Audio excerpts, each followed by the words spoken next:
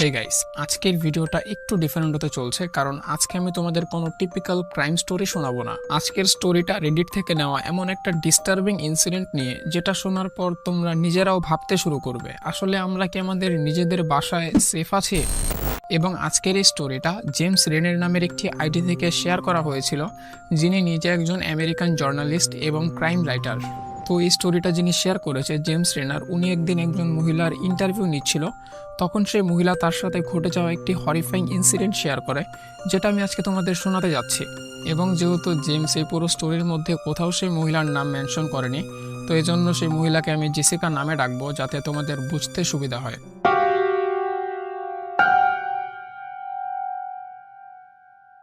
জেসিকার বয়স যখন 10 ছিল, তখন তার রাতে ঘুমাতে খুবই আনইজি ফিল হতো। জেসিকা যেই বেডে ঘুমাতো ঠিক সেই বেডের সামনে একটা আলমারি রাখা ছিল, এবং জেসিকা যখনই ঘুমাতে যেত তখন তার নজর বারবার শুধু সেই আলমারির দিকে যেত। এবং জেসিকার মনে হতো সেই আলমারির মধ্যে কেউ একজন বসে আছে এবং লুকিয়ে লুকিয়ে জেসিকার উপর নজর রাখছে।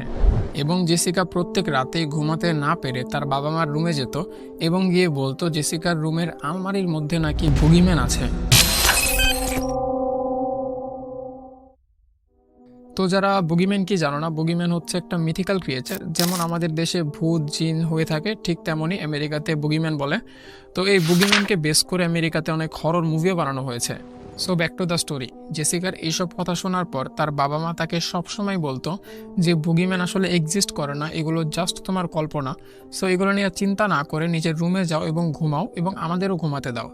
তারপর জেসিকা এই সেম কথা প্রত্যেক রাতে বলা শুরু করে, এবং এতে বিরক্ত হয়ে জেসিকার বাবা একদিন রাতে জেসিকার রুমে যায় এবং রুমে গিয়ে জেসিকাকে বলে, আজকে আমি তোমাকে প্রমাণ করব যে এই বুগিম্যান বলতে কিছুই এক্সিস্ট করে না, এটা জাস্ট তোমার কল্পনা।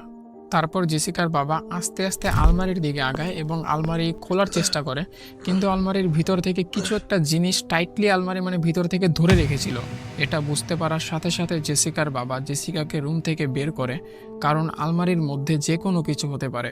তারপর সে আবারও আলমারি খোলার চেষ্টা করে, কিন্তু আগের বারের তুলনায় এবার একটু বেশি প্রেশার দিয়ে টান দেওয়ার কারণে আলমারিটা খুলে যায়, এবং আলমারির মধ্যে যা ছিল সেটা টোটালি আনএক্সপেক্টেড ছিল।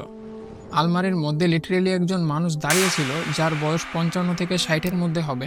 সে রেগুলার রাতে জেসিকার বাসায় আসতো লুকিয়ে লুকিয়ে, এবং তারপর জেসিকার রুমে এন্টার করে তার আলমারির মধ্যে বসে সারা রাত জেসিকাকে দেখতো।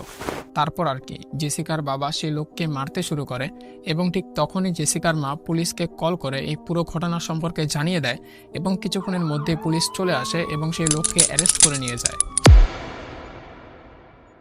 সো আজকের জন্য এতটুকুই। We will be back with some more mysterious stories on Mysterious Tales. See you soon.